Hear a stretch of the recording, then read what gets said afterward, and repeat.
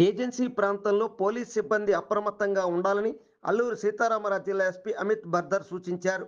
కాగా ఎస్పీగా బాధ్యతలు స్వీకరించిన తర్వాత తొలిసారిగా ఆయన చింతూరు సబ్ డివిజన్లో పర్యటించారు.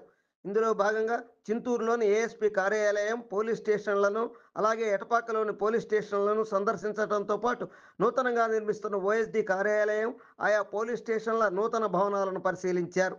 ఈ సందర్భంగా ఎస్పీ అమిత్ బర్దర్ మాట్లాడుతూ, ప్రస్తుతం వర్షాకాలం, వరదల సీజన్ కావడంతో ఎక్కడ ఎలాంటి అవాంఛనీయ ఘటనలు జరగకుండా శాఖాపరంగా తమ వంతు బాధ్యతగా అప్రమత్తతతో పోలీసులు పనిచేయాలని ఆదేశించారు.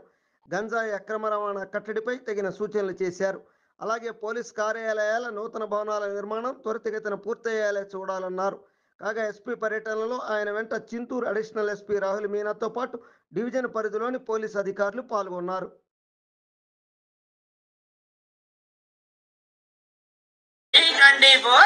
వెలది న్యూస్ ఛానల్ అందరూ చూడండి, లైక్ చేయండి, షేర్ చేయండి, సబ్స్క్రైబ్ చేయడం మర్చిపోకండి.